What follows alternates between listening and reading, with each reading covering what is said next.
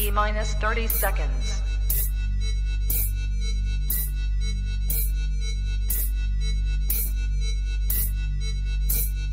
T-minus 20 seconds.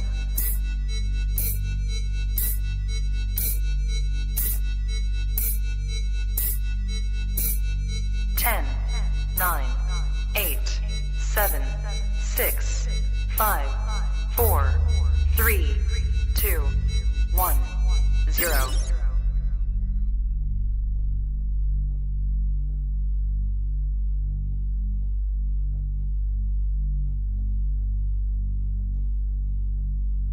Shout out to US ARC and all US ARC members. If you don't know what US ARC is, don't be ashamed. Just go ahead and click the third link in the description below. See what US ARC is all about, okay? You never know when legislations are going to hit your backyard, so that's why it's very important to consider becoming a US ARC member today. These numbers really do matter, and they look at it for consideration when it comes to battling legislation. So first and foremost, thank you, Phil Goss. Thank you to anybody out there who partners up and volunteers with US ARC organization. Thank you for anyone out there who's a US ARC member. And if you can't become a US ARC member today, please talk about it on your platforms. Let your neighbors know, let all your pet stores know what US ARC is here for, and it's here to fight for our animal rights. Thank you to every US ARC member and US ARC supporter out there. True. All right, Trap Talk Reptile Network, the coolest reptile network in the world. This is Krista with the Girls Who Love Reptiles podcast, episode 59. Really excited to have Micah Smith from MS Farm Exotics on. I've kind of noticed her over the past couple of years when I first started into leopard geckos. Really loved the photography she took of the animals. The animals are always brightly colored, healthy, and I really liked the projects that she had worked with. And then I was, caught on her Instagram page and saw that she also had like a Bible verse on there. And so we talked a little bit about backstage today. We share some similar ideas in faith. So I thought it'd be a cool episode to kind of merge the two and just talk about our experiences with the geckos and both the faith aspect as well. So I think you guys will really enjoy that. So if you're new here, go ahead and hit that like and subscribe notification, hit that notification bell. That way you get notified whenever we go live 7 days a week, bringing to new content from a variety of species and keepers and experts all across the industry. And then if you're looking for a Patreon group to join, go ahead, look in the description below to join the Trap Family Patreon today. And with that, I'm going to go right into the sponsors so we can get started with our guests right after. So, of course, we have ReptiCo, the official sponsor of the Girls Who Love Reptiles podcast. We have Channing, daughter of Billy and Dawn Rice from Rice Reptiles. She started her own business doing hog noses as well as crested geckos. So if you are not following, go ahead and follow ReptiCo. I believe it's official ReptiCo on Instagram, but she's also on MORPH Market.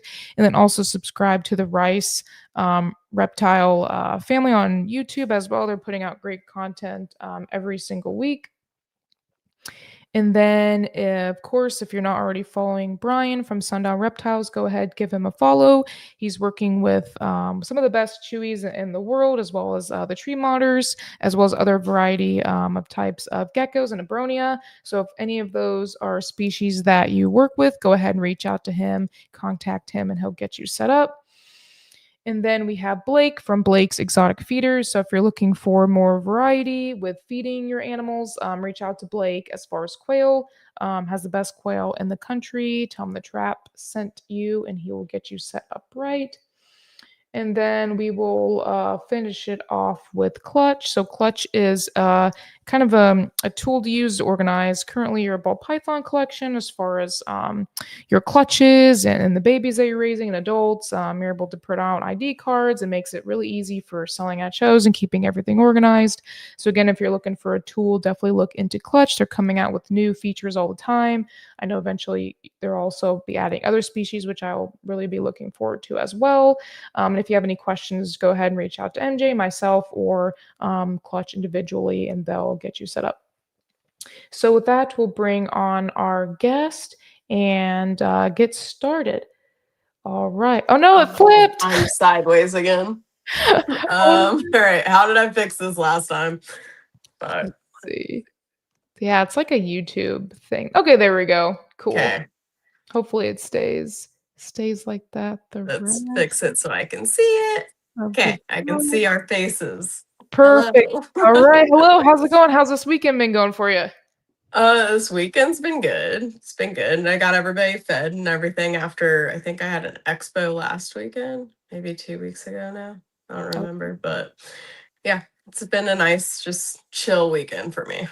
Yeah, I would say same for me too. Halloween was fun. Yesterday just a chill day.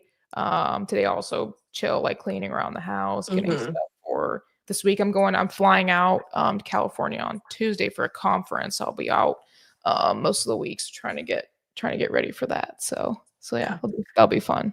So Nice. cool. Nice. All right. And where are you from originally? Here. I've always been here. Same city and everything. Lemoore, California. Oh, California. Okay. I was like, Oh, sorry. Yeah, I'm from Lemoore, California. I literally have never been anywhere else. I moved houses once. That's where it. where is that city at in reference to like I've not been to California very much at all. Do you know where Fresno is? Kind of up north. Yeah, Bakersfield. Okay. Yeah. It's the central worst part of it all. The dusty part where all the farms are. Okay. It's the central, like, small town areas where all the, not like the cattle ranchers, but like all the farmland like is and all produce. Yeah, it's I don't know if you know where the bases are, but like the base that's in the middle of California, that's the base I work at. Oh, cool. I don't know if that gives any reference to where I'm like located, but Yeah. yeah. I'm more familiar with like the probably southwest part. The conference is in Huntington Beach, but I've been to Carlsbad, San Diego. Okay, so I'm Flying about into like LA. Yeah. flying to LA. Yeah, I'm about 4 hours from San Diego and like 3 hours from LA. Okay. Far away either way. Yeah. I'm excited. I'm not close to water. Okay. That helps. Yeah, I have a friend who lived in the Bay Area too, which is I think a little bit north. No, I'm not even near that. Okay, I don't know any California. I don't think I'm anywhere. I don't even know if there's a place for me to explain where I am. Because usually I say Fresno and everybody gets it. Let me just look now. Just look it up. It's the Central Valley. It's this fun little place. It's the deserty part of the whole thing. Oh yeah, I see. Okay, that makes a lot more sense. Yeah. It's like in the very middle. California is just like massive in general. Yeah, and so when we have fires, we're the little fishbowl that gets all the smoke and the dust. Yeah, interesting. Which is, it's fine. It's why everybody who comes here learns how to deal with allergies very easily. Yeah, I can imagine. Well, cool. So you've been there, but you kind of talked backstage. You're probably moving at the beginning of next year. So in February or March. I'm not sure about the timeline. I know I want February. It's gonna be February or March timeframe. We'll be moving to Florida. Yep. So getting all my shit together and moving to Florida. Gotta go make it big in Florida with the geckos. Oh, I love it. I moved here in July. I love it. I absolutely. It's so nice. It's 8 degrees. I'm in southwest Florida, like way down by Naples. So I know nothing about Florida. Rob said we're on like the East Coast side of it, which I thought the whole thing was the East Coast, but I'm not geographically anything, so I'm not either. I don't know shit. He said the East Coast. I think Venice on the other side. We're going to somewhere close to or by St. Lucy's. Oh yeah, my sister lives over there in Stewart, Port St. Lucie, West Palm. Oh, okay, and see, I was looking at Port St. Lucie for like places to live. So even though I think that might be too far away from where Rob's supposed to be going to work, but we'll figure that out. We gotta figure that all out. It's a great area. I grew up going there for vacation for probably the last 15 years, like every year. Okay. It's great. You're north of Miami, so there's not a whole lot of traffic. You're really it's a really nice coastal town, so I love it there. So yeah. Nice. Well, that's where I'm going. Yeah. So yeah, we'll reach out when you I'm move. excited. I'm nervous. It's gonna be crazy. Oh, it'll be fine. It's a reptile like haven down here. There's shows everywhere, and people are really into it. So Yeah. No, I'm excited. I do have some friends out there, so I'm excited to be closer to them and maybe actually like meet them and not just talk online. So that'll yeah, be cool. And yep. then the expos, like if there's as many as people are saying are out there, it'll be kind of nice to have more expos to go to. I So think one almost every weekend you could go to that's like in driving yeah. distance. I've been to a few. I've sold at one, and then I went to Scales, which is in West Palm, a Hmm. few weeks ago. Very nice show. It Hmm. was great. So yeah, the quality, at least from the couple shows I've been to, is wonderful. Plus Daytona too. Hmm. And Stay. I Yeah. love that show. So um, I haven't been to that one yet, but I guess now I gotta go. So because I'll be there. yep, yep. So might as well. You'll enjoy it. Yeah, I think I'm gonna like kind of scout out the shows for a year first, figure out which ones I want to go to, and then make myself a show schedule and like sign up for specific ones. Because I usually do probably not gonna do once a month, but I usually do at least every other month. At Mhm. least when I was here, but that's because we only had shows like every other month that I could go to. Yeah. So I'll probably keep it about the same, maybe once a month, so I'll hit like 12. But I don't think because I need to like keep my weekends still to kind of generalize some stuff. But yeah, Yep. I do like expos. They can be a little pricey to get to depending on it. So I Mhm. gotta find ones that I can actually like are worth going to, other than just going as a guest to the expo. Yeah. Which all of them are worth going to for that. So Correct. Yeah, and that's where I'm kind of personally at too, just because I do have like a real full-time job, and so I get really drained from that. And so Mhm. it's just yeah, being really picky on spending the weekend because I usually you have to use that time to kind of recharge just because that job that's is so stressful. So yeah. that's how my life is right now. Yeah. And it's kind of hard because I'm trying to sell frozen cookie dough to make a little extra money because I have some recipes. And so I'm trying to sell frozen cookie dough, which means now I'm spending my weekends taking care of the animals, whatever needs to be taken care of, that I can't do during the week, plus making as much cookie dough as possible to sell it during the week. Oh, really cool. Huh. Yeah. Yeah, and then I got my full-time job as well, which is why everything gets done on the weekends. Yeah. So, Yeah. yeah. That's a lot. But I'll leave that at some point, and then I probably won't have another job again until I get everything settled and I can actually focus on looking for a job at that point, and then we'll work on that. But Mm-hmm. Step by step. So this how is long? Tell us like the journey, like how you got into it and like the journey of where you kind of are at today with it. Like how long like ago? how I started Yeah. breeding, Yeah. or owning or whatever. Yeah.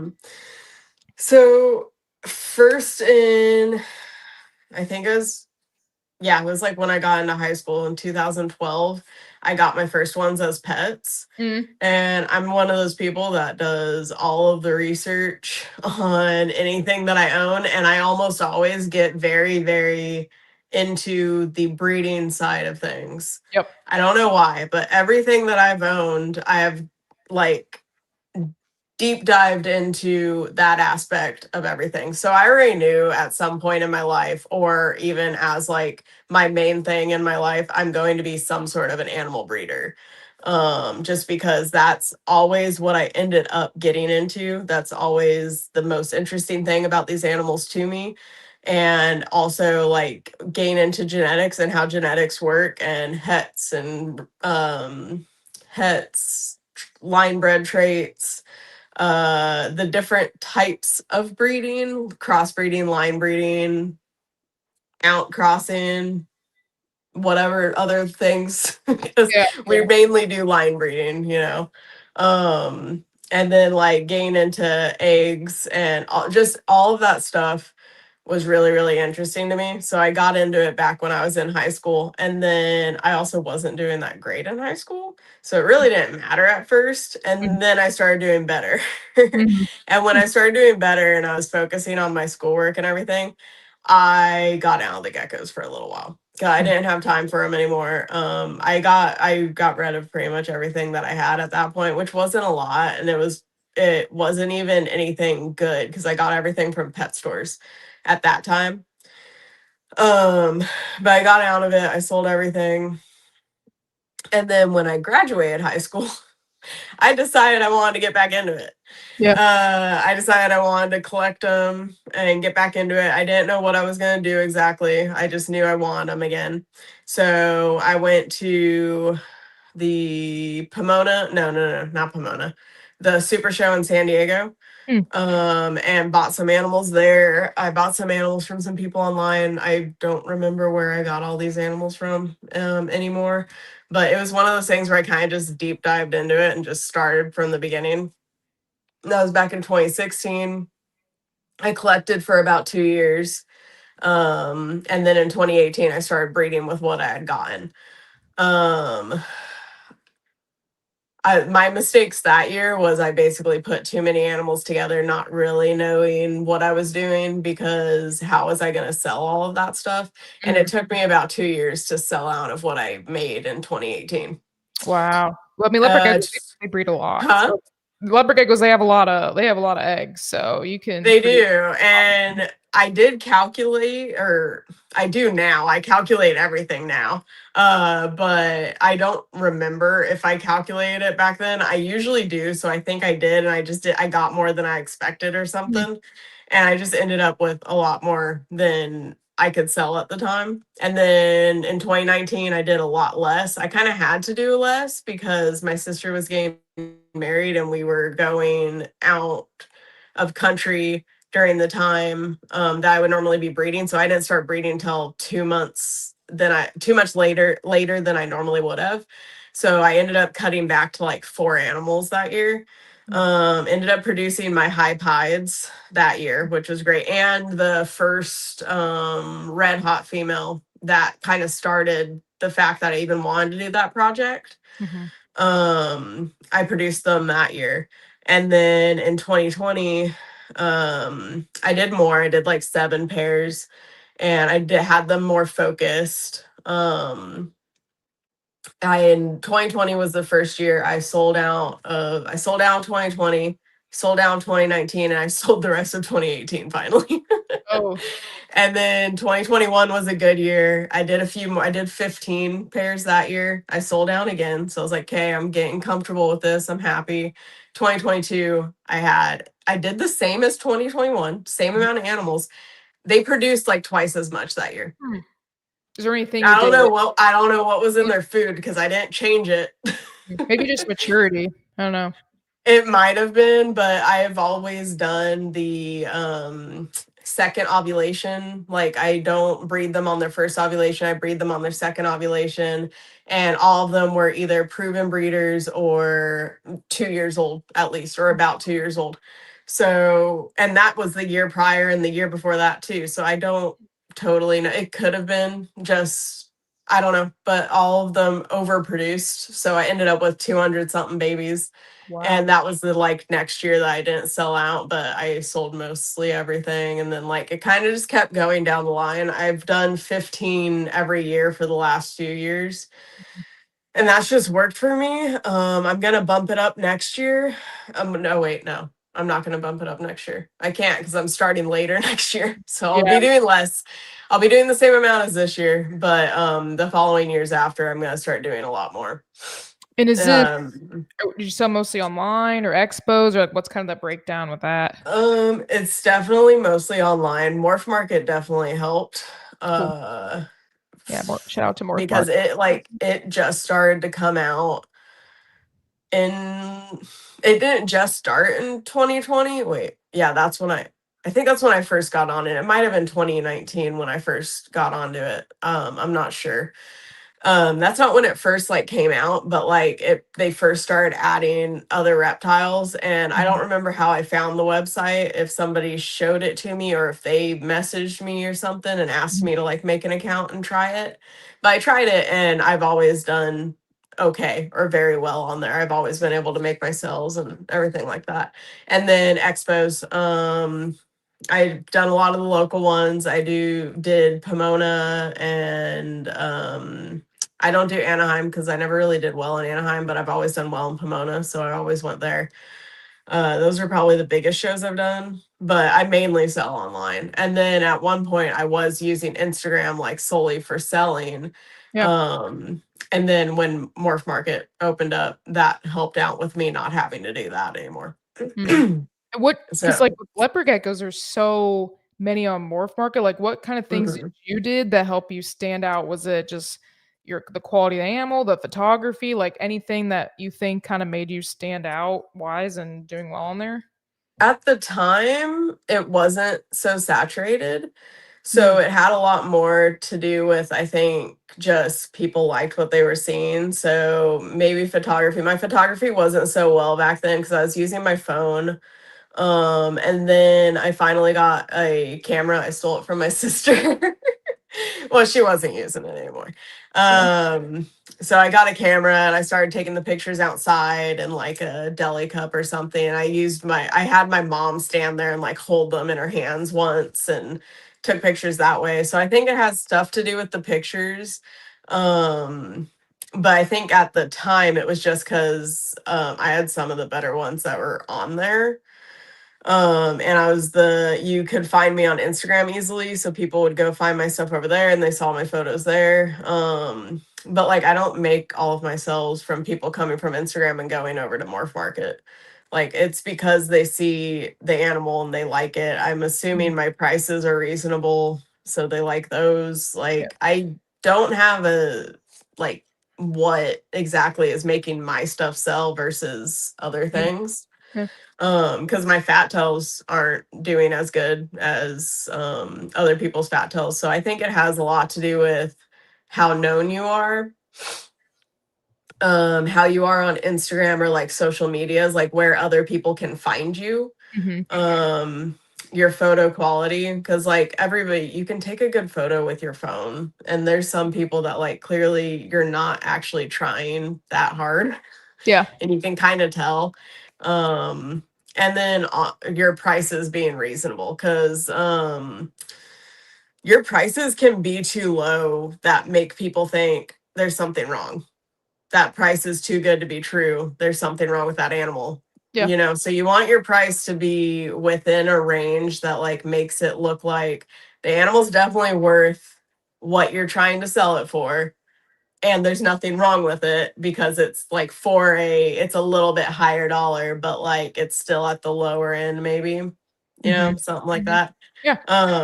And this year, I mean, I've had nobody say anything about my prices this year. And I've had people say things before about them being, I've never really had too high. I've had too low. I've had people tell me my stuff's too low. And I'm like, okay, well, fine. I guess if you want to pay 250 for something, I'm asking 150, go ahead. Like, do you like it or not? So I never really understood that until I started selling animals. Cause like I'm the type of person that's like, if the price is really cheap and the animal looks good, it's probably good. The person's just pricing it that way, you know? It's a hard market to price right now. I mean, It is. seems like I paid more attention to the like ball python stuff. It seems like prices are just all over the place this year. That's hard to really price. They are. And something I suggest is don't lower your prices. You set a price that you're willing to pay for that animal. Do not lower it unless you've taken new photos and the animal looks like a lot worse than when you took your previous photos. Like unless there's a good reason you're lowering the price, do not lower your original price. And then like what I'm going to do next year, I'm going to go back through everything that doesn't sell, and I'm going to revamp like what holdbacks I keep and what I'm not keeping. And then I'm going to repost things. And the thing is I'm going to take new photos, and if the animal looks even better and now it's even ready to breed, the price is going up. It's not going down. So it's either going to stay where it's at right now or it's going to go up. Like and so, you know, if you're looking at something, freaking buy it, because the price is most likely going up. Like, and don't be confident in your prices. Do not lower them, because people are going to see that. They're going to be like, oh, well, you're saying it was worth this much here, and now you're saying it's worth this much. The thing is it was always worth this much. My hands. It was always worth this much, but now you're saying it's this much because this never sold. Yeah. And now everybody's going to think it's actually worth this much. Mm. And that means that if you don't come back next year with this price and not this price, nobody's going to buy from you again. Mm. So whatever you priced at this higher price, unless that price is completely unreasonable, like actually unreasonable, do not change this price.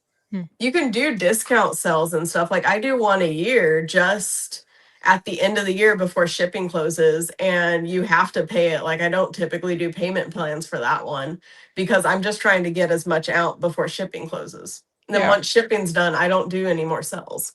That's the last sell I do. What are your thoughts on auctions? Oh, I don't mind those. I think you either do it is kind of the same thing of like you're saying the value is low or whatever if you put like the starting bid or the reserve bid on it. Like I would do the reserve bid and not put a price on it, or not like show the price, you know, that you've reserved the like highest you want for it or whatever, the lowest amount you want for it, whatever that is. Starting bids, I mean, like auctions are auctions. Auctions are more like you're taking a gamble on if people actually think it's worth what anything, you know. Yeah. If I were you, and I know I have some up, I'm just trying to get some more stuff out before the end of the year. I don't really care if it sells or if it doesn't sell. And that's kind of like that's the mindset of auctions, honestly. Like I'm like, whatever with them. Do them if you need to or don't. Set your price, either show it or don't show it. But if you're not going to show it, make sure that price is like, if you're going to show it, make sure that price is something you're willing to say that animal is worth that price. Like what's the lowest you would go?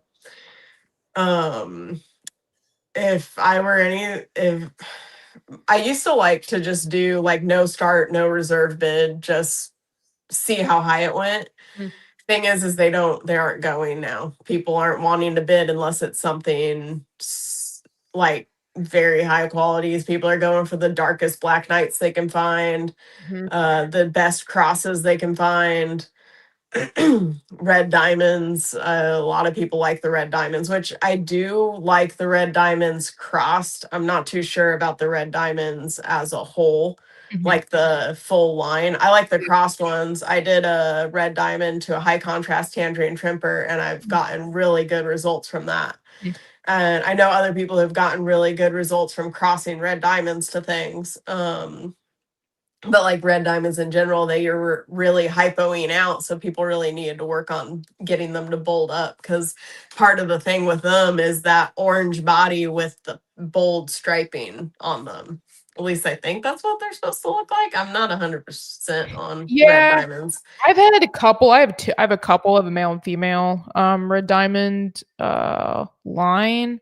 What I've heard, really bright as babies, but then they kind of get a little bit, just the whites aren't as crisp. It's more of like a grayish, so the contrast isn't as mine are still, I would say mine still look pretty good. Definitely not as bright as when they were younger though. So I think there needs to be some work on outcrossing those guys to keep the contrast in them. Yeah, which is why I did the crossing to my high contrasts, because I had some nice like bold striped high contrast. I crossed it into some red diamonds that a friend had given me. And the babies that came out of that, we can go over it later. I think it's one of my posts. I have a picture of the dad. And he's like this like deep orange reddish color with the almost full stripes. They're not full, but he has the like pattern down his back. It's not like as broken up as a lot of them can get. And then this year he produced for me. I bred him to his sister. did some line breeding. And we got another male that's kind of like him, but a little bit better color. And a female, which is the clutch mate to that male, that again looks like the father, a lot like the father, but has great color. And then I got another female that has a lot of pattern, good color, and actually has a lot of pattern. So like I'm breaking up the pattern a little bit, so it's not just that striping. It's now kind of jungly. I wouldn't call it a jungle pattern, but it's a little bit more all over the place rather than just being the stripes. That's pretty cool. That's pretty cool. With the line breeding, how many generations do you do of that before outcrossing, or how does is it project so what's your experience with it? So I haven't had many problems with line breeding too close together. I've only done usually like I do I'm trying to like I always say it wrong. I always say mother to father, and I'm like, that makes sense though. That's what you're supposed to do. Yeah. Son to mother or daughter to father. I'll do that usually like 1 year. And then usually the next year I'll use one of my other males that is related to the line, but it's related like 2 or 3 generations back. Cool. And then usually for those babies, I'll do that. This year, I think I haven't gone through my papers this year to like figure out even what I'm planning on pairing together, but I'll probably have like mother to son. I think I got at least one of those. And then I think the other 2 are going to be outcrossed. Not totally outcrossed, but outcrossed by like 2 generations back, probably. Okay. And then I have 3 females from John that are not associated with the line that are actually going to something else, some white and yellow Max Snow stuff that I'm doing. But this year will be kind of a smaller year with that line a little bit because I have a lot of the females that are on their off season, and then I'm not breeding any of the females from this year. But next year I'll probably have like 10 of these or some shit. But when it comes to the line breeding, I usually I'll put them like close together, and then I'll usually outcross it like the next year. Okay. Yeah. Or like I might do that for a year or 2, and then the next year I outcross it, and I'll outcross it for a year or 2 before I go back into it. So I try to keep everything. I'm working on the animals, the project being structurally sound and not getting the small heads or the bug eyes or any like overbites or any tail problems or small bodies. I'm going for a very large bodied animal that is proportionate all the way throughout the body. Like the whole body, I want it to be kind of a large, stocky looking animal and just structurally good, structurally perfect, essentially. Because I know that tends to be a problem with a lot of projects is it just gets so line bred and so down the line that they end up short or smaller, or they got small heads, or they have a weird face. Like something's up here. You don't know what it is, but something's up. Yeah. I'm trying to avoid that. So I am trying to keep things outcrossed, and I'm even going as far as to like fully separate the line by just finding like a wild type or something like that. Not a wild type, but like finding something that's not associated with the line but is from a firewater or raining red stripe lineage that will still add to the line. So that way I get like it's fully outcrossed, but it has this whole background that is the red hot line. But now it's fully outcrossed through this one male, and then I'll take those babies and put them back into the line. I see. So I wouldn't say I'm going necessarily by, is it called fenial? I'm not good with words, but like the F1, F2, whatever. I know I'm listing it as F1, F2, but I'm more going by generations. So like each generation, just down the line as we go, because it is being outcrossed pretty regularly. Because I'm trying to avoid seeing the problems. And as soon as I do see the problems, I'm really trying to like, okay, the next year, everything gets outcrossed. Okay. And then we go back into what we're doing. which It's a I hard. haven't seen issues that aren't associated with like my vitamins being off, because I've had a few issues with like um I switched up my vitamins one year. I shouldn't have. And I switched it up for no reason. I wasn't giving I was still dusting, but I was doing it like once a week, and I don't know why that affected everything. Somehow it affected everything. So now I dust every feeding, and now everything's fine. What do you currently use for supplement wise? Um it's outside. I use the Repashy Calcium Plus, Yep. and then the other one, the Repashy, it's the Repashy Vitamin Mix. I use both of those, and then in the vitamin mix, I add bee pollen, spirulina, and cracked curlina, Hmm. whatever the heck that word is. They're basically fungi's. Wait, algae's fungi's. Yeah, I know spirulina is. I've actually seen that in fish food, or when I was really into fish. Yeah, That's part of the food. same. Yeah. Cool. It I think the spirulina helps with color a little bit, but it adds some protein, I believe is what it Yeah. adds. Protein and iron. Hmm. I Well, read the back of the bag early, like a while ago. I don't know exactly what's in it. I just know what I've been mixing and how things have been going. I added that to the Repashy vitamin mix. It's still mainly the Repashy mix, but I added that to it, and then I take about one part of the vitamin mix and I mix it into the calcium. And that way, pretty much no matter what, they have vitamins somewhere. yeah. Yeah. So they have a little bit, it's a minute amount in the calcium. And then I dust every feeding, and when I gut load the feeders, I use the vitamins and the calcium in the gut load for the feeders. That's gonna be my next question. Do you do anything specific for gut loading, or do you switch? Like, what's your routine with that with the feeders? So I usually just take whatever fruits or vegetables we have extra in our fridge. Sometimes I'll buy specifics, but I usually like to use carrots or peppers and potatoes. I know that's mainly for water. Um, Fruits, apples are usually pretty good. Pears are a little watery, so they get everything kind of wet. So I usually stay away from the pears. Sometimes I've thrown lettuce in there with them, or like greens and just random greens and whatever. But usually I pull them out the day before. I'll put all the vegetables or whatever I'm using on top of them, and then I dust over the top of that. And then the next day they're usually ready. Like everything's either eaten or it's not. I'll clean out all the old food and I'll feed off the animals. What feeders do you typically feed? The leopard geckos mainly eat the mealworms. I do have some babies that don't get started right away on mealworms, and instead of assist feeding them, I found I can just give them crickets and they will eat. Hmm. So I'll give them crickets with some mealworms, and I'll wait for them to start eating the mealworms, and then I just take the crickets away, and then they usually go on to the mealworms.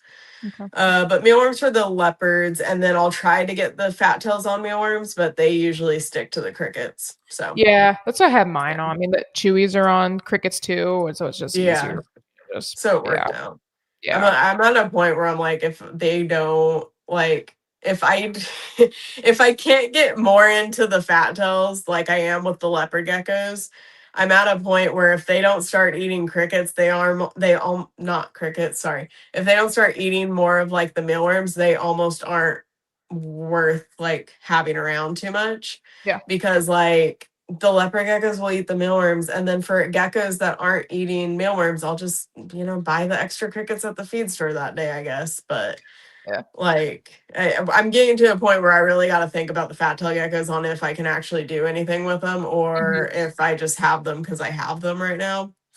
I'm gonna take a few years to kind of figure that out, but Yeah, I really like mine. I'm doing like the Oreo tangerine kind of stuff. mhm. Just got them like I don't know, a month ago, so I'm very new into it. But yeah, I like the dark Oreos. I like striped, and I like the tangerine stuff as well. And then I have the A-Mel Oreos. I produced one this year and then I bought the other ones that I have. So like that's like all projects I want. It's just a fact of like, is this just some like I'll still have some, but I don't think I'll have as many. And I would still get into it because I do love the fat tails. It's just a matter of like, do I actually have a project I want to work on, or am I just doing this because I like to have them type of Yeah. thing? Yep.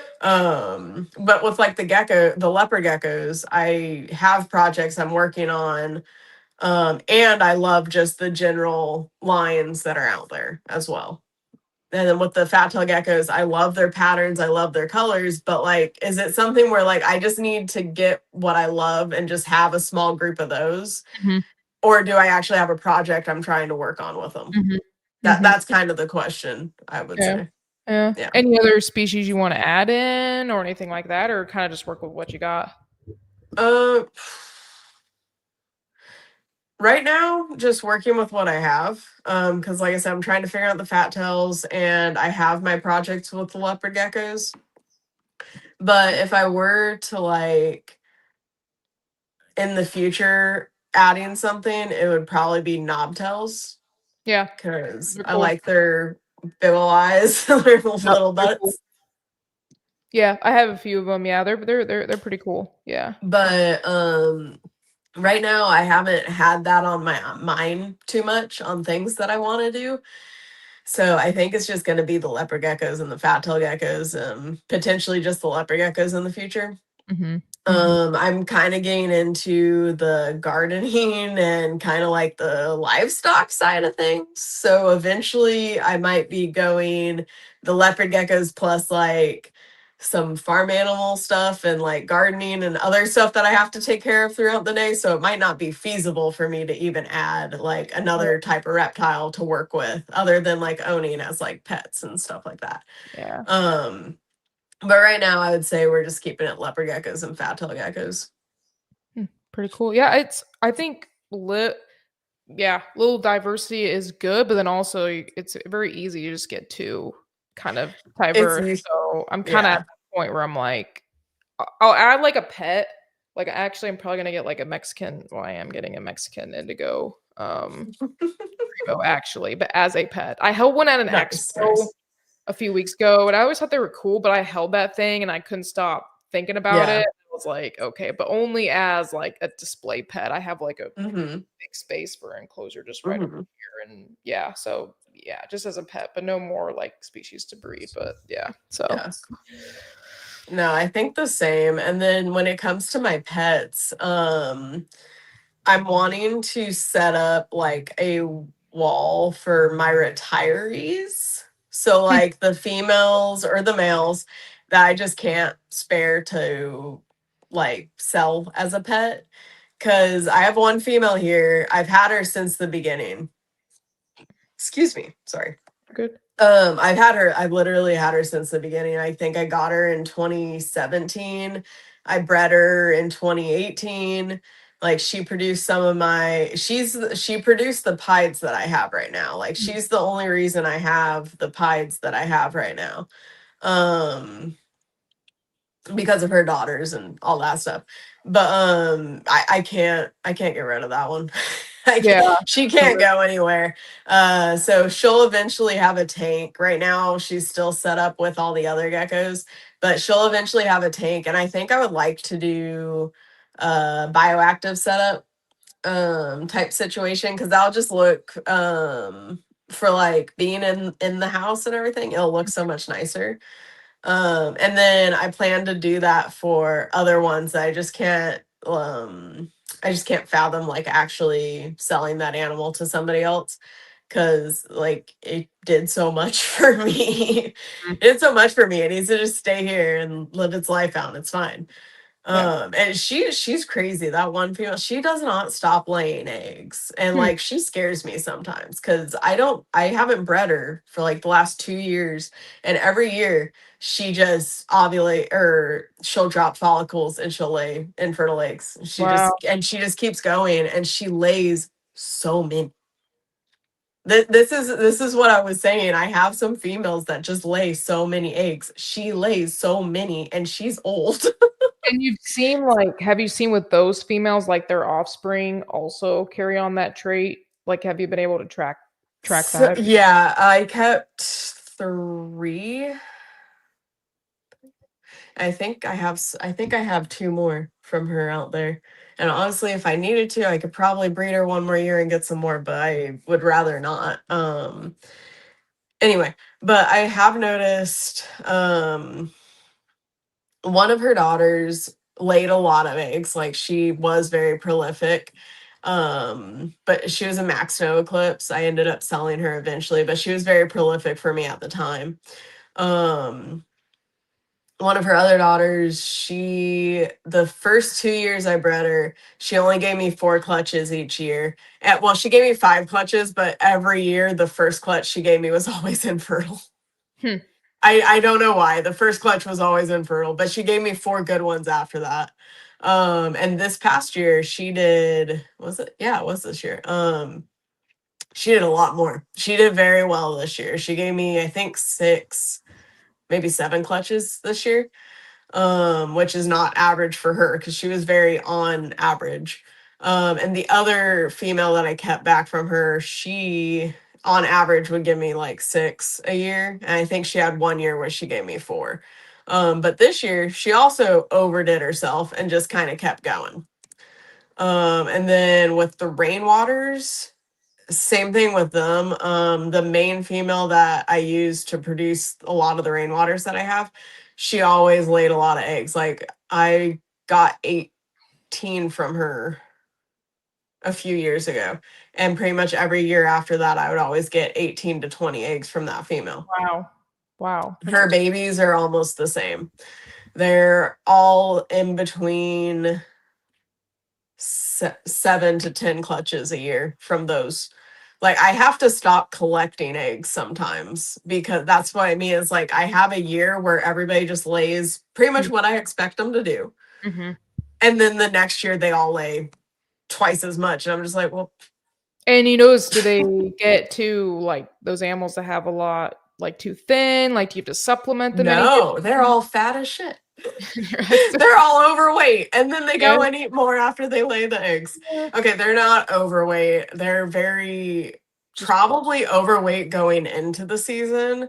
And then as they lay eggs, they maintain very well. They will lose weight, but they start eating immediately after the lay, and they pretty much build back up very, very fast. I always put them into Burmation kind of heavy. So that way if they do lose any weight, they really aren't going underweight. And then when I bring them out of Burmation, I usually, if they're like healthy sized, I give them a little bit of extra just to kind of entice them, like, oh, there's a lot of food all of a sudden. Where'd all this food come from? Maybe I should start breeding. I don't know. It usually works pretty well for me. They start really fast. But I forgot what I was talking about. That's okay. I'm thinking of okay, yeah, how much the females lay. If they lose a lot of weight.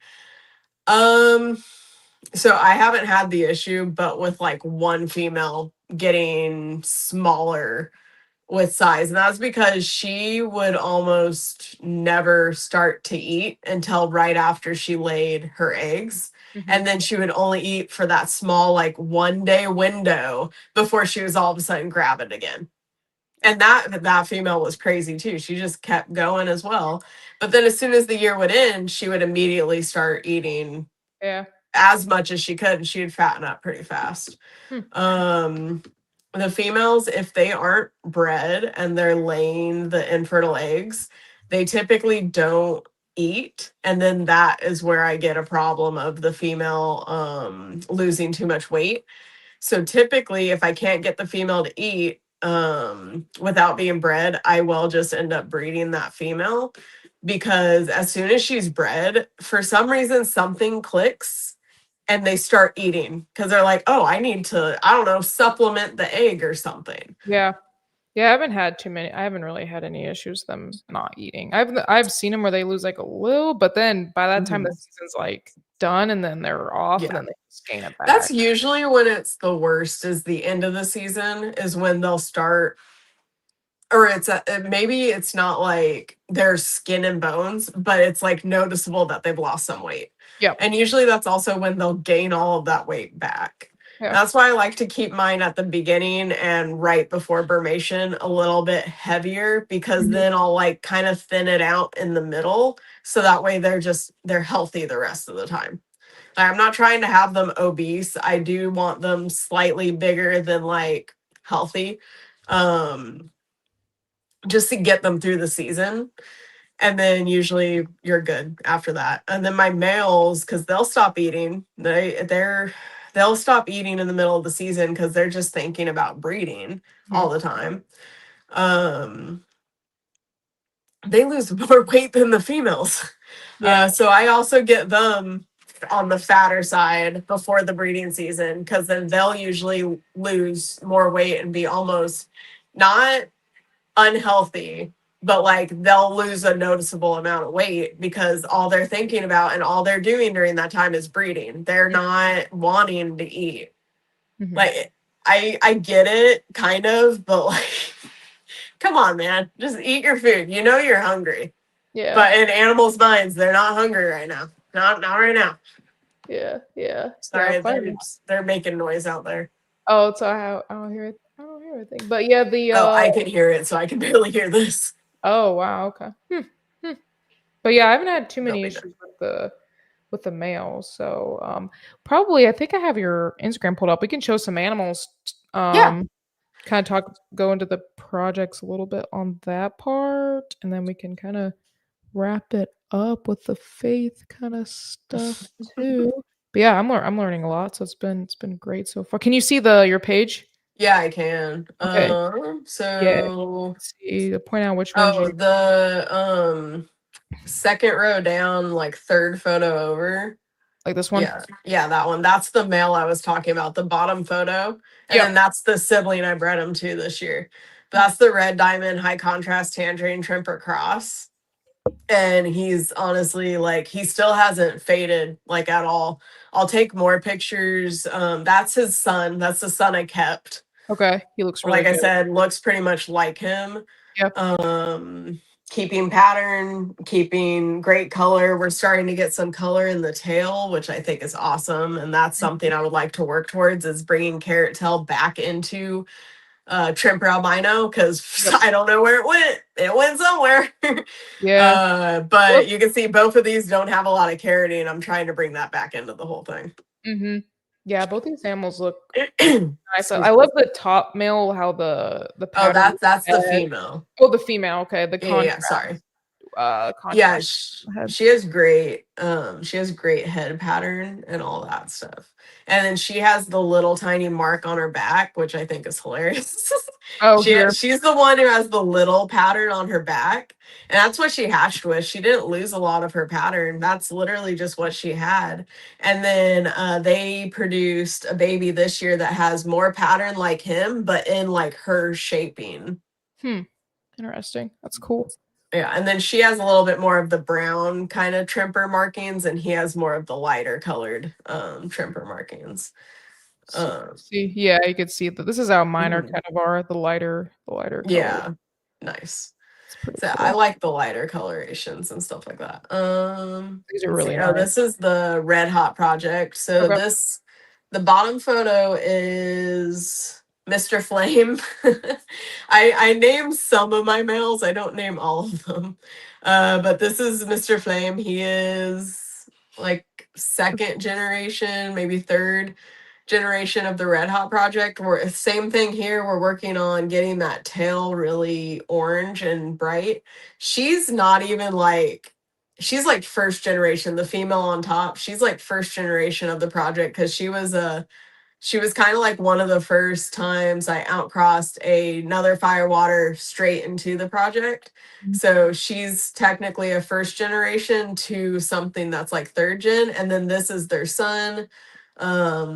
It's really nice. Yeah, look at that tail. Mhm. Tail's crazy. It's almost full. Exactly. He has even more carrot telling. His color is awesome too. And then the father, like he's barely faded at all color wise. Yeah.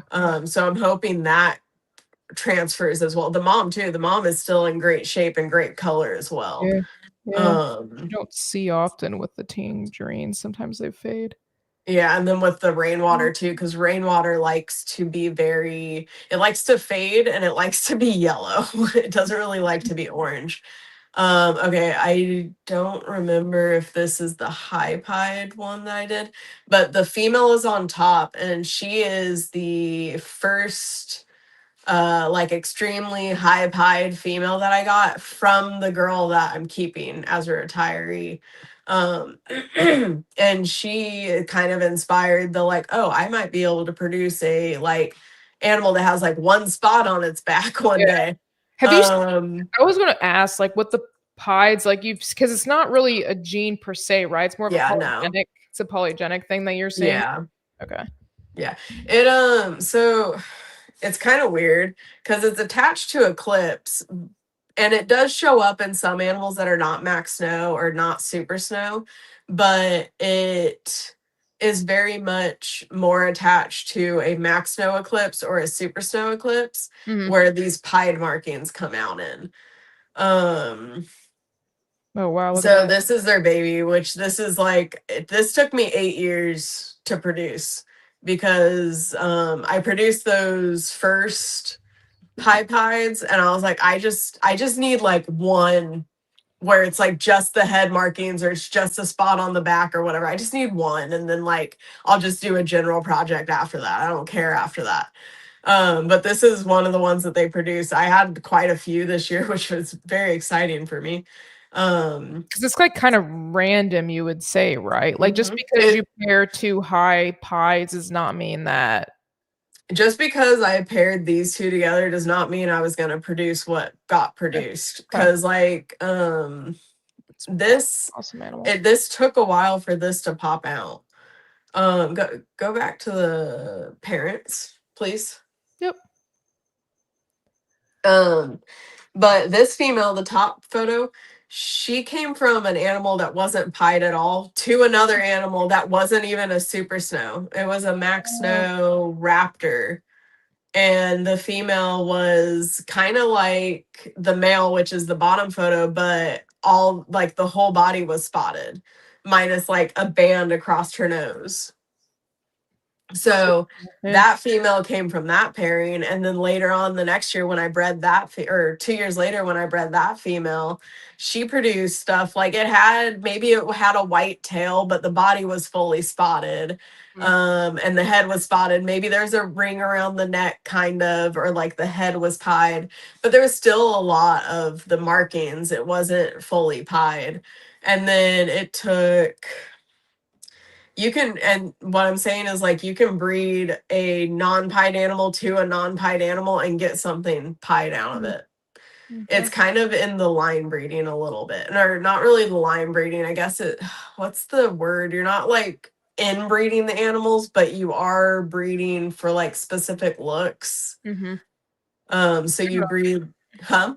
I don't remember the term for it. I don't remember the term either right now, but it's basically line breeding without inbreeding the animals, which like I tried to avoid inbreeding the pied super snow eclipses as much as I could because I was also trying to work on their structure because they had structural issues as well. I don't see the issue as often as I did when I first got into it, or as it has appeared in other people's animals and other animals in general. But they used to have they would have kind of a narrow bridge. So like their face would be normal, but their bridge of their nose would be very narrow or kind of indented rather than it being kind of broad. Like these guys both have nice flat broad noses. Their nostrils are on the sides and they're big and they're clear, you can see them. A lot of them would have a very narrow or pointed nose. And you would kind of have the issues of feeding. They didn't want to start eating easily. They would usually have issues. They wouldn't have issues eating in general, but they would have issues starting. Mine typically don't. I do, and I've done this with multiple other animals from other lines where I've had to feed crickets to get the animals to eat. Mhm. It's not just the super snows. I've had to do it with the rainwaters. I've had to do it with the trimpers. I've done it with the hyperxanthics. Some of them didn't want to start eating, so I fed them crickets first, and then they would start eating. I think it was just kind of like the white and yellow, like it had issues in the past too. Mhm. It was just because it was so inbred and nobody cared to outcross it, even just like kind of laterally, I guess that would be kind of the term, or like outcrossing it to something that's a few generations back. Even just outcrossing a little bit would have helped all of any of the issues that a lot of these animals are having. Not all genetics can be outcrossed to fix the problem. Let's get that straight. There are some animals you can't fix their problems, but there are a lot of genetics, and there are a lot of like little issues, little body structural issues that can be fixed without crossing. Mhm. I feel like I have to say that because somebody's gonna like say some of the genetics that you do not mess with. Oh yeah, just no, do not outcross it. Yeah. You're just gonna get another line sick. Yeah. That which Let's see. like, oh, these are probably the So this is a blood. The bottom one is a blood black knight cross that I got from Jeff, and then the top one is a blood. And they produce some pretty interesting blood. I can't talk. Blood black knight crosses, and I'm kind of interested in pursuing that type of a cross. So I kept those parents and I kept some of the babies back. I need to take pictures of one of them because I saw her today when I was feeding. She is quite insane. I don't have photos on here of her, and I know that. But maybe I might have some further down, but oh, sorry, go back up. A little bit that tangerine, that one, right? No, all the way to the left, the fat tail. Oh, that's my best male right there. That's a red yeah. hot. That's Oh cool. no, sorry, to the right, the fat tail gecko. Oh, this one. I'm sorry, yeah, I wasn't explaining. Oh, that's okay. She's my absolute favorite Look at that. tangerine amel patternless fat tail gecko that got produced this year. Absolute favorite. She's bright orange. Like I don't even know how I got that. I'm just so happy I did. Also like the only tangerine amel patternless I produced, and that's one of my favorite lines, is the tangerine patternlesses. But just to talk about African fat tail geckos for a second, she's my favorite one that I've produced this year. Her, and then there's a dark Oreo that I really, really like that I also produced. I don't know if I have that photo up there. I don't think it's him, but that's one of the ones that I had available a while ago. A lot of the stuff after like here, I think, is mostly stuff that I had available. Whiteout. Whiteout's like probably my favorite. Mhm. Oh, whiteout is one of my favorites too. It's yes, so that's one of my darker Oreos that I really enjoy. I don't really like the lighter one so much. I like the dark, like almost Same. Black. Mhm. Yeah. Black contrasted. So this Yeah. one's like So, whiteout. Yeah, whiteouts are so cool looking. see, she's really nice. It's just the fact that she's oh wait, that's one of my males. That's really nice, but it's het caramel, I believe. And I'm trying to get all my caramel stuff out because I decided, oh, that's my whiteout. Go up. Right, yeah, that's my whiteout amel Oreo that I produced this year. I had somebody comment on it and say, "Doesn't it look thin?" And I'm like, "It's a baby, but okay." Yeah. I was like, "No, he's fine, thank you." Yeah. Oh yeah. They do sometimes look smaller, and he is only eating, well, actually he started eating worms, so he'll fatten up real quick. But he was just eating crickets, so he was staying on the smaller side of things, but he's getting back up there. Yeah, babies, I mean, yeah, they're on the thinner side until they start, They growing. are like I have some in there that are like they just look really small because they don't grow as fast, and then all of a sudden they hit a growth spurt and they're like, I'm an adult now. Yeah. Yeah, they kind of No, go you're through where not. they'll chunk out and then they'll grow and get thin. I've seen them. Yeah, and that's how like some of my Oreos are doing right now. They've gotten like they're pretty big. They're like the size of my hand. They were just the size of my thumb a minute ago. Yeah. And the Leos, they kind of just grow at a steady Mhm. pace and go on with their lives.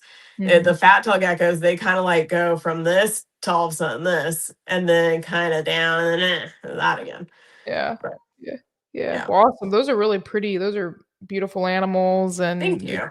the red hot stuff is amazing. And I think the Tremper stuff, the direction you're going will help bring in the saturation, the color, the Mhm. pattern a little bit into it as well. So Yeah, that's what I'm trying to do. And then the and the color lasting in yeah. the future. So like even after seasons of being bred, the animal still looks bright and orange and beautiful. Because those are just the little problems that we've had with like the fading, which is common and natural. Like everybody's gonna fade over time. You're being bred, you're going to fade over time. And Mhm. we get that, but are you healthy? Are you eating? I think we're okay. Yep. Yep. Excuse Yep. me. Totally agree. Well, awesome. We'll kind of finish up by switching over to the faith kind of side too that we kind of talked about too, which I think Yeah. interesting part. I kind of yeah, it's how I kind of noticed it on your Instagram page. So yeah, you can talk about that, kind of go into that, and I'll kind of talk about my viewpoint and Mhm. with the two. We kind of talk backstage how it's similar, but yeah, Yeah. you can talk about that. So it was like a verse, right? Like Micah 6:8. Yeah. Micah 6'8". Oh wow. I looked it And up my before this before this it podcast. Just I curious. picked that verse because I see it pretty much everywhere I go, which makes me think that it's kind of like my verse. And the verse says, and I don't like I should have it memorized, and I did have it memorized at one point. But I believe the verse says that you're commanded to walk, yeah, walk humbly, wait, Mhm. It's walk something like that. humbly, act justly, and love mercy, Yeah. right? Yeah. Yes, I can share it real quick so you can I Oh, can yeah, go ahead. yeah. And that's the reason I'm like, okay, don't quote me on things because I'm like, I know the verse, but it's like, um, You're it's good. been so long. Act Yeah. justly, love mercy, and to walk humbly. Yeah. Okay, so I put walk humbly at the beginning, but the rest of it's right. Um, but I see that verse, or I used to see that verse pretty much everywhere I would go. I would see it somewhere. So I kind of believe it's kind of my verse in a way. It's basically how I'm supposed to be, who I'm supposed to be, um, how I'm supposed to treat people, how I'm supposed to act. And I believe it's how we're all supposed to act in general. I'm just saying, since like I saw that verse everywhere, like that's a verse that really speaks to me and how I'm supposed to be as like a person in general. Yeah. And that's why I put it in my bio, because like I said, I see that verse everywhere. I might as well see it every day when I open up my Instagram, right? Mhm. Um, and I put it in there. I don't really know why I decided I wanted to change that part of that or change any part of my bio for any reason. I think I just felt kind of like I've been having a real pull lately Mhm. of what I think God's calling me to do, or calling me to make changes in my life. Maybe I don't know exactly what I'm being called to do yet, but Mhm. I feel very called to make certain changes in my life. Like this move to Florida, Yeah. I wasn't necessarily going to do that. I was just planning on quitting my job and still living here. And Mhm. now I'm going and doing that. And it's because it's kind of just flowing into that, which leads me to believe like maybe that's the path I'm supposed to go on. Maybe this is this is not my calling to like be there, but like it's what God wants me to do. It's Yeah. like it's his will that I go this way. Like, okay, well, you're already planning on quitting your job. Well, now I want you to go here. Yep. Like I was already planning on quitting my job, and I wasn't really going to have anywhere to go other than staying here. Maybe I was thinking about moving in October next year, not February. Mhm. And it just kind of all moved into that timing, and I'm kind of just letting Jesus take the wheel I and mean, letting it happen. And so yeah. far, I think it's going to be a really good move. And I think it is what I'm supposed to be doing. So that's why I'm doing it. I had a very similar situation just like last July, like we kind of talked about Yeah. backstage. Like I always grew up, you know, Christian home, going to church. I actually think Oh, yeah. I've also always been Christian home, Christian church, Christian yep. school, Yep. all that. Yep. And I thank my parents today, the first time I've ever done that, for raising me like that, because it was always just something I believed in. But then I meet people that maybe their parents didn't have that influence and they figured Mhm. out God themselves. And I feel like Yeah. that's a much harder like realization if you didn't grow up in the home. So I thank my parents today for Yeah. the first time for that. But I felt that pull because I kind of like in college, you know, I kind of became lukewarm or whatever, but I felt Mhm. this pull like back in July, like something like I needed to go to church more, read the Bible more, and then all of a sudden, similar to you, relationship, you know, I prayed about that. This was the right one for me. Mhm. And it wasn't. That fell apart. And then school, I had to finish early and then moved. And then it was like boom, boom, boom. Yep. Like It's just all going all at once, huh? I mean, it went smooth, you know, and it's just like Yeah. having faith and praying about it. But you have Mhm. to, the pull and everything like that is so, it's so hard to explain. And You it's like, it's very know? hard to explain because it's not like a literal pull, it's a thought. It's you're having a thought of what you in your head, you're just like, oh, well, I could just do this thing and like it'll be fine. It's whatever. And then you're just like, oh, I would never actually do that. And then you're like, why am I having that thought though? Like, Yeah. why is this thought popping into my head? Should I actually do that? And then you think about it a little bit harder, you start praying on it, and all of a sudden you're like, I think I need to actually do that. And I think I need to actually do that thing. I found that it's since I've given, I guess, rededicated my life, Mhm. it's been almost like like a little bit harder. Like some days it's like I feel this extra weight or this extra like Mhm. burden, and I get kind of like in this cycle where I'm like, what is my plan for my life? Like, you know, you start going down Yeah. the rabbit hole, and I think that's like just the spiritual kind of battle that happens. Yeah. What? Ah, it The pull. paused. Oh, you're back. Oh, okay. I left. One of us left. Okay, Oh, it's freezing back and forth. it's good now, I think. Alright. Sorry, I might be losing internet or something. I don't know.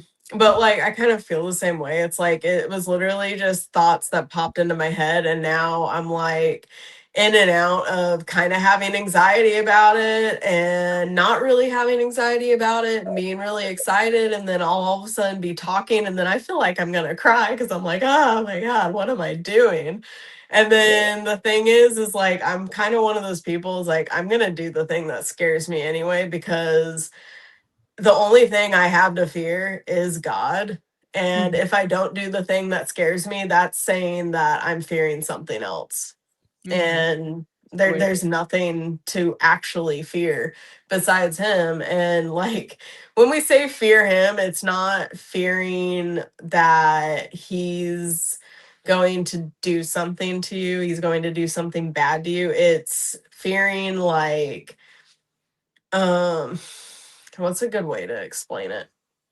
It's like you kinda want to go to yeah, it's hard to explain fearing where it's more like hard to explain it because it's like you don't want to fear the thing you want to be going towards, but it's like what are we fearing exactly? We're fearing that if we don't come to him we won't be saved. I think You know, coming up like that deep respect and reverence. it's the respect, yeah. It's the respect that we all like want and need, but the thing is we need to respect him too and his wants and needs, and his wants and needs are for us to be with him. That's all he wants. He wants us with him. And when we come to him and we're in prayer and we're asking him for what he says our purpose is, which our purpose, like it doesn't matter. Your purpose can be something freaking crazy. My purpose is apparently to breed geckos. I don't necessarily know why that's my purpose, but for right now, that is what my purpose is. And that might be, it's my purpose because that gives me a chance to have this conversation with you.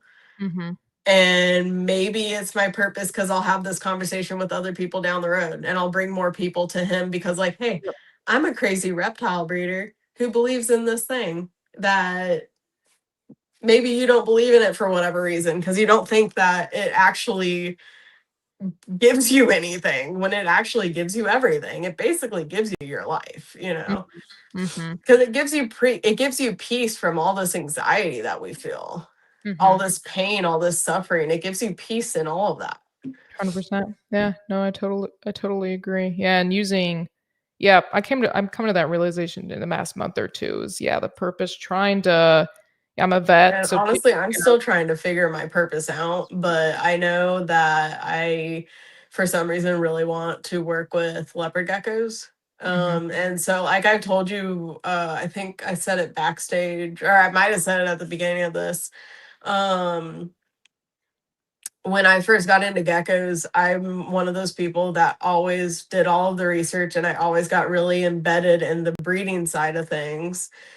So I always knew I was going to be breeding something in the future. I don't know what, and honestly, it's geckos right now. Yeah. That's what But it it is. just I don't shows know. that no matter what you do, you can still bring people closer to him or live your life that people can see Christ through how you live. And No maybe matter what. that's what it is. I mean, it is I see it as like his creation. I mean, I'm a vet, so I kind of my purpose is taking care of his sort of creation, Creation. and that has brought kind of the purpose back. And like for me, it's like I get to see the beauty in his creation every time something hatches. Yeah. Because you don't know what's coming out until that animal hatches, and it's beautiful every time. And how it grows How is detailed. amazing every time. Like it's almost every year it's usually the same route, like the Red Hot project. It usually hatches out, and I can usually determine what it's going to look like when it gets older, like as it ages up. But it's different every time how they develop. Like, are they actually going to brighten up every day, every shed? Are they actually going to be brightening up, or are they going to dull out and then brighten up? Like, how is it all going to work? Like, how the heck does a Black Knight work? How the heck does that genetics work? Yeah, it's truly But amazing. and we should always be grateful for every single little bit of living art that is around because of who created it and the fact that it exists. Because we could all just be boring, non-creative, whatevers. And you have all these breeders out here who are coming up with these great ideas and somehow able to line breed to that idea and like create that animal.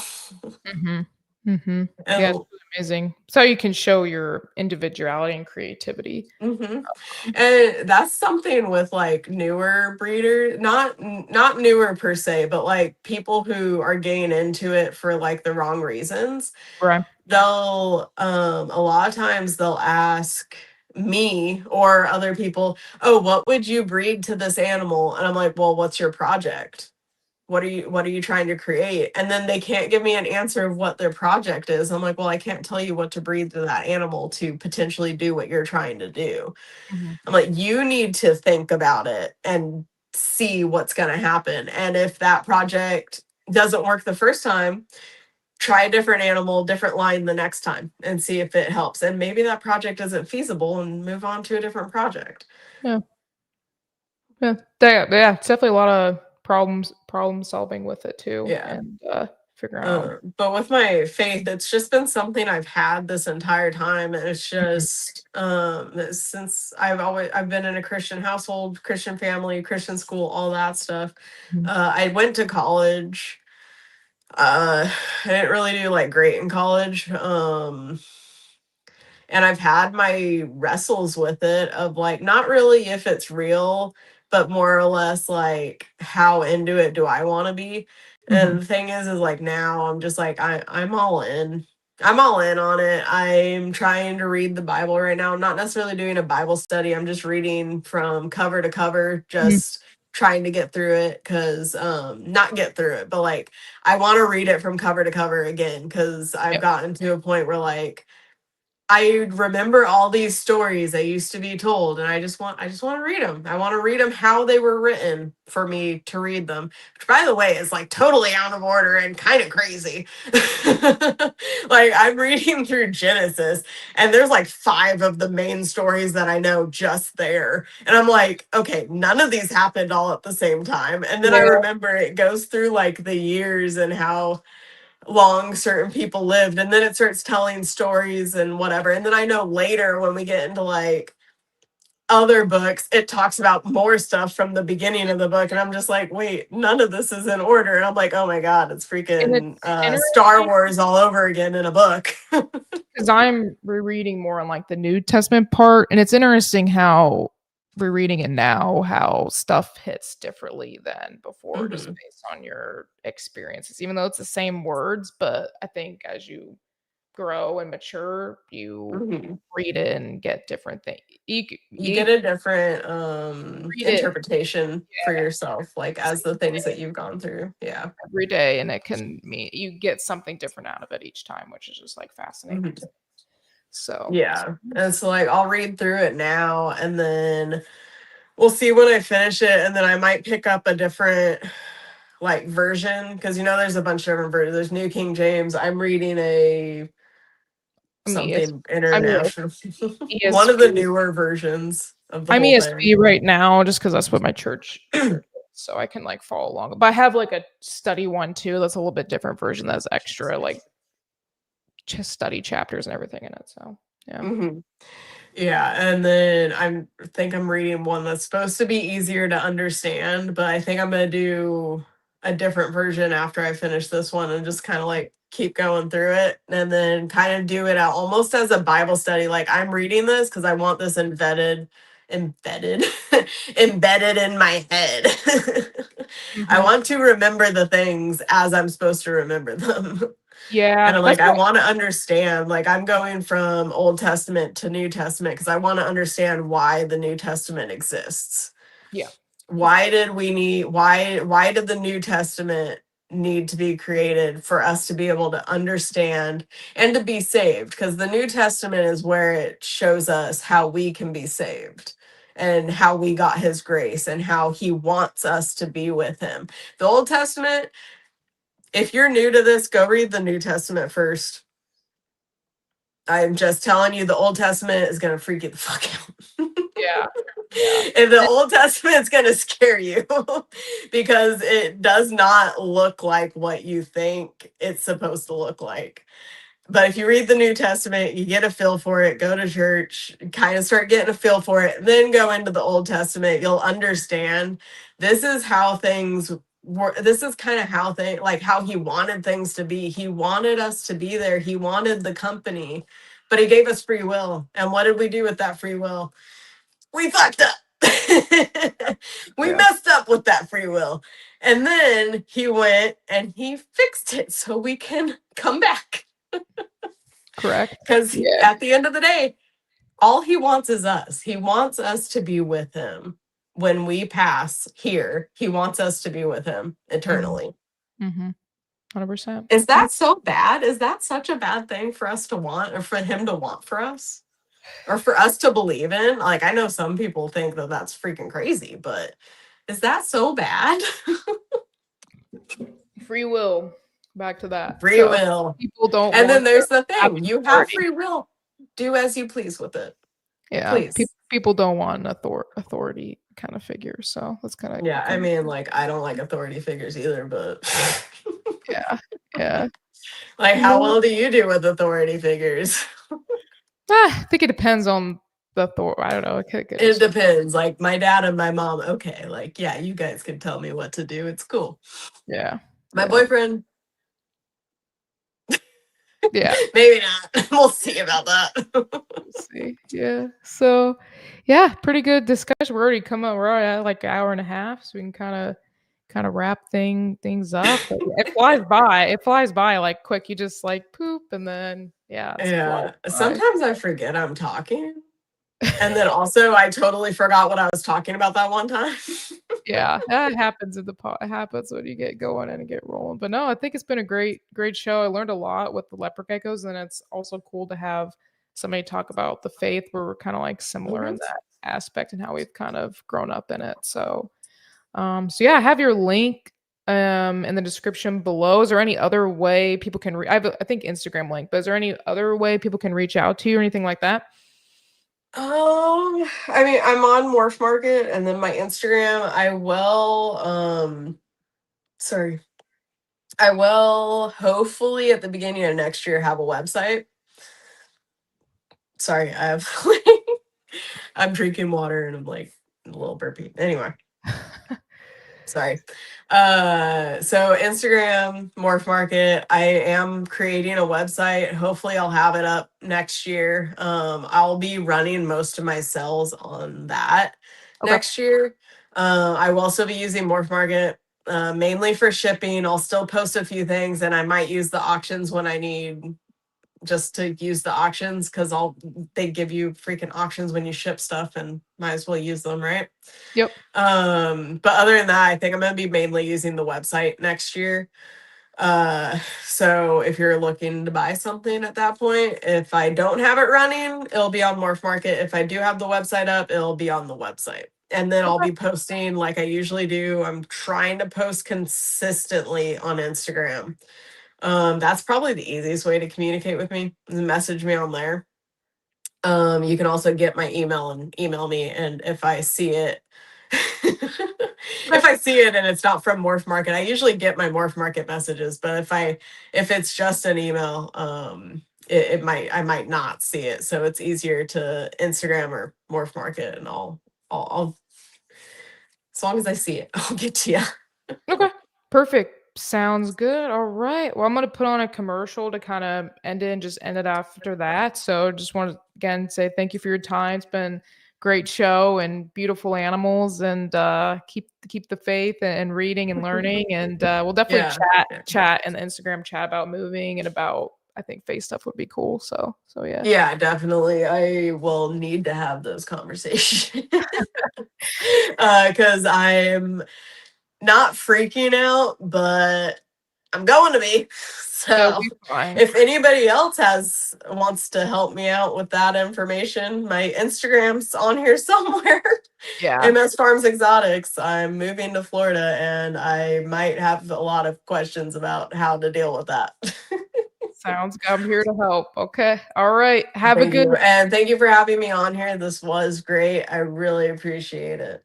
Yeah, no problem. Have a good rest of your night, okay? You too. Thank you. Bye. Bye.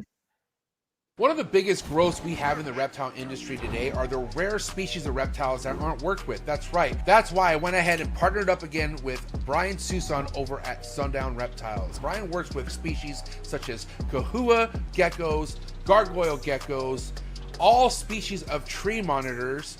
He works with abronia and many other cool species geckos that you can check out all on his website. Head over to sundownreptiles.com, see what he has available. Brian's one of the best doing it in the reptile industry today. He's been on the show multiple times, so make sure you check out all of Brian Susan's episodes on Trap Talk Reptile Network. But more importantly, for the highest quality of captive bred reptiles, make sure you head over to sundownreptiles.com and make sure you give him a follow on Instagram. Thank you again, Brian Susan over at SUNDOWN Reptiles. One of the things I love about being a part of the reptile industry is all the learning, okay? Learning can be fun, and I can prove that to you.